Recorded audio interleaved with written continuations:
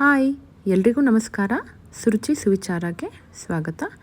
ಇವತ್ತು bread sandwich ಮಾಡೋದು ಹೇಗೆ ಅಂತ ನೋಡೋಣ. ಮೊದಲಿಗೆ ಟೊಮೊಟೊ ಇದನ್ನು ಉದ್ದಕ್ಕೆ ಸ್ಲೈಸ್ ಮಾಡ್ಕೊಂಡಿದ್ದೀನಿ. ನಾನಿಲ್ಲಿ 2 ಹೈಬ್ರಿಡ್ ಟೊಮೊಟೊ ತೊಗೊಂಡಿದ್ದೀನಿ. ನೆಕ್ಸ್ಟು ಕ್ಯಾಪ್ಸಿಕಮ್ಮು, ಅದನ್ನು ಅಷ್ಟೇ ಉದ್ದಕ್ಕೆ ಸ್ಲೈಸ್ ಮಾಡಿ ಇಟ್ಕೊಂಡಿದ್ದೀನಿ. ನೆಕ್ಸ್ಟು ಸ್ವೀಟ್ ಕಾರ್ನು, ಅದನ್ನು ಸಾಲ್ಟ್ ಹಾಕಿ ಬೇಯಿಸಿಟ್ಟಿದ್ದೀನಿ. ಆಮೇಲೆ ಆನಿಯನ್ನು ಈ ಥರ ಸ್ಲೈಸ್ ಮಾಡಿ ಇಟ್ಕೊಂಡಿದ್ದೀನಿ. ನೆಕ್ಸ್ಟು ಚೀಸ್ ಸ್ಲೈಸಸ್ಸು, ನಾನಿಲ್ಲಿ ಸ್ಲೈಸಸ್ ತೊಗೊಂಡಿದ್ದೀನಿ. ನೀವು ಬೇಕಂದರೆ ಚೀಸ್ ಕ್ರಮ್ಸ್ನಾದರೂ ಯೂಸ್ ಮಾಡ್ಬೋದು. ಮತ್ತು ಬ್ರೆಡ್ಡು ಇಲ್ಲಿ 2 ಮಾತ್ರ ಎತ್ತಿಟ್ಕೊಂಡಿದ್ದೀನಿ. ಆಮೇಲೆ ಪಿಂಕ್ ಸಾಲ್ಟು ನಿಮಗೆ ಬೇಕಂದರೆ ಆ್ಯಡ್ ಮಾಡ್ಕೋಬೋದು. ಆರಿಗಾನೋ ಮತ್ತು ಚಿಲ್ಲಿ ಫ್ಲೇಕ್ಸು, ಇದಿಷ್ಟನ್ನು ರೆಡಿ ಮಾಡಿಟ್ಕೊಂಡಿದ್ದೀನಿ. ನಾನು ಬ್ರೆಡ್ ಟೋಸ್ಟರ್ ಯೂಸ್ ಮಾಡ್ತಾಯಿದ್ದೀನಿ. ಇದು ಬ್ಲಿಂಕಿಟಲ್ಲಿ ಸಿಗುತ್ತೆ. ಅಪ್ರಾಕ್ಸಿಮೇಟ್ಲಿ 300 ಆಗುತ್ತೆ. ಇದಿಲ್ಲ ಅಂದರೂ ನೀವು ತವಾ ಮೇಲೂ ಮಾಡಬಹುದು. ಬನ್ನಿ ಈಗ ಬ್ರೆಡ್ ರೆಡಿ ಮಾಡ್ಕೊಳ್ಳೋಣ. ನೋಡಿ, ಅದರ ಸುತ್ತಾನು ಸ್ವಲ್ಪ ವಾಟರ್ ಹಾಕಿ ಬೈಂಡ್ ಮಾಡ್ಕೋತಾ ಇದ್ದೀನಿ.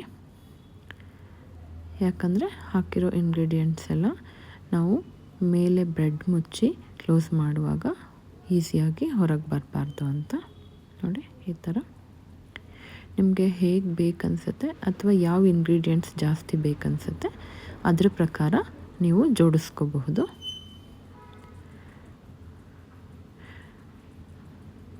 ನೋಡಿ, ಈ ಥರ ಆನಿಯನ್ನು, ಕ್ಯಾಪ್ಸಿಕಮ್ಮು ಮತ್ತು ಟೊಮೊಟೊ ಈ ಥರ ನಾನು ಜೋಡಿಸ್ಕೋತಾ ಇದ್ದೀನಿ. ನೆಕ್ಸ್ಟು ನಾನು ಕಾರ್ನ್ ಹಾಕೋತೀನಿ. ಈ ಥರ ನಿಮಗೆ ಕಾರ್ನೇ ಜಾಸ್ತಿ ಬೇಕು ಅಂತ ಅನಿಸಿದ್ರೆ ಆ್ಯಡ್ ಮಾಡ್ಕೊಳ್ಳಿ.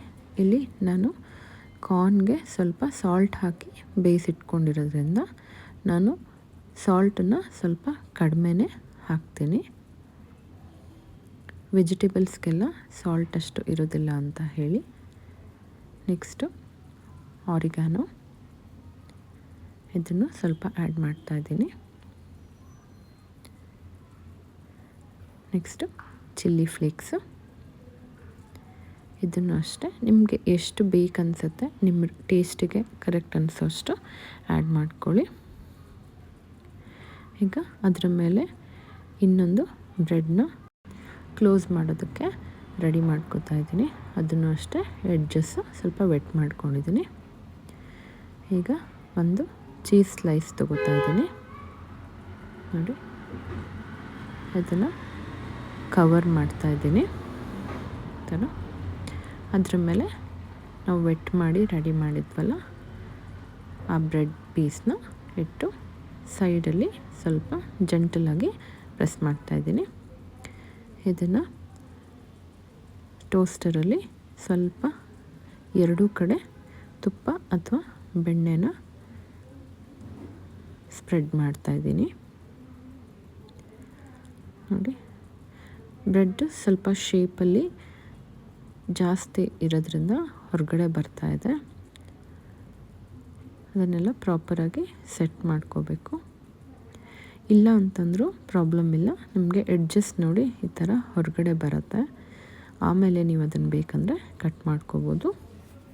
ನೋಡಿ, ಇದನ್ನು ಸ್ವಲ್ಪ ಮೀಡಿಯಮ್ ಫ್ಲೇಮಲ್ಲೇ 2 ಸೈಡು ಬೇಯಿಸ್ಕೋಬೇಕು. ನೀವು ಆವಾಗವಾಗ ಇದನ್ನು ಚೆಕ್ ಮಾಡ್ಕೊತಾ ಇದ್ದರೆ ಒಳ್ಳೆಯದು. ಇಲ್ಲಾಂದರೆ ತುಂಬ ರೋಸ್ಟ್ ಆಗಿಬಿಡುತ್ತೆ. ನೋಡಿ, ಇದು ಆಲ್ಮೋಸ್ಟ್ ಪರ್ಫೆಕ್ಟ್ ಆಗಿದೆ. ಇದಕ್ಕೆ ಏನಿಲ್ಲ ಅಂದರೂ 1 ನಿಮಿಷ ತಗೊಳ್ಳುತ್ತೆ. ನೋಡಿ, 2 ಕಡೆ ಪರ್ಫೆಕ್ಟಾಗಿ ಟೋಸ್ಟ್ ಆಗಿದೆ.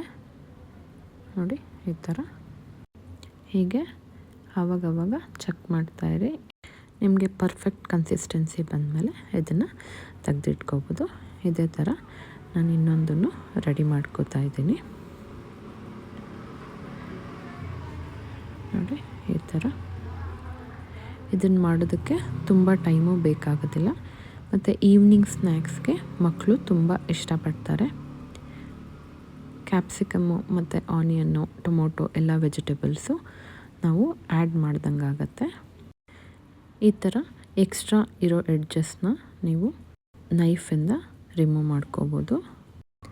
ಈ ಸ್ನ್ಯಾಕ್ಸು ನಿಮಗೆ ರೆಡಿ ಮಾಡೋಕ್ಕೆ 10 to 15 ಮಿನಿಟ್ಸ್ ಅಷ್ಟೇ ತಗೊಳುತ್ತೆ ಮತ್ತು ಮಕ್ಕಳಿಗೆ ತುಂಬ ಇಷ್ಟ ಆಗುತ್ತೆ. ನೀವು ಇದನ್ನು ಮನೇಲಿ ಟ್ರೈ ಮಾಡಿ ಹೇಗಿತ್ತು ಅಂತ ಕಮೆಂಟ್ ಬಾಕ್ಸಲ್ಲಿ ತಿಳಿಸಿ. Thank you for watching. ಜೈ ಶ್ರೀ ಕೃಷ್ಣ.